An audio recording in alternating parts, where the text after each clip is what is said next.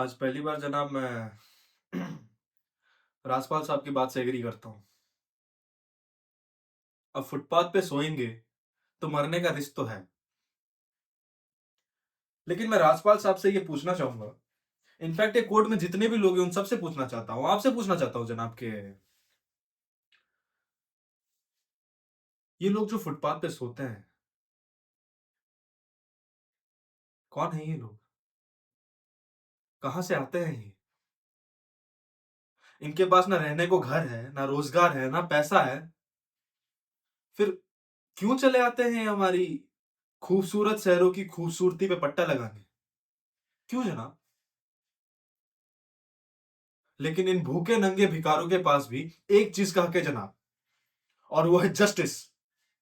और ये हक ना राजपाल साहब उनसे छीन सकते हैं, ना ये कोर्ट और ना आप, क्योंकि ये हक उन्हें देता है हमारा ये संविधान, the constitution of India.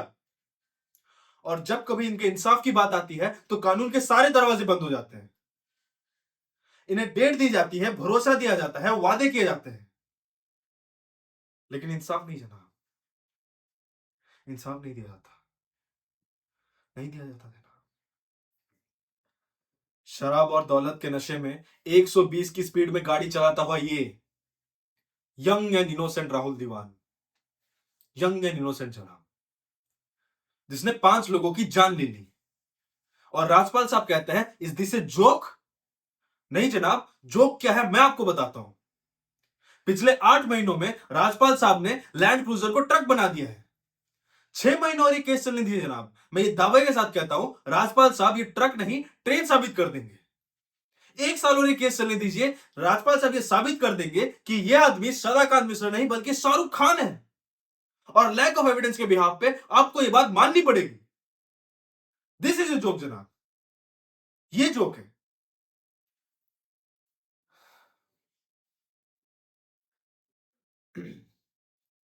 Footpath सोने के लिए नहीं होती, यही कहा था ना आपने। लेकिन राजपाल साहब, फुटपाथ गाड़ी चलाने के लिए भी नहीं होते। कानून की बात करता है साला। जनाब हम बचपन से ही फिल्मों में देखते आ रहे हैं और कई बार ये डायलॉग सुना है कि कानून के हाथ लंबे होते हैं। अरे घंटा लंबे होते हैं, बकवास है ये। अगर सही में लंबे होते तो ये रहा राहुल दीवाना आपके सामने, उठाइए और डाल दीजिए जेल में। दिखा दीजिए सबको कि कानून के हाथ सही में लंबे होते हैं।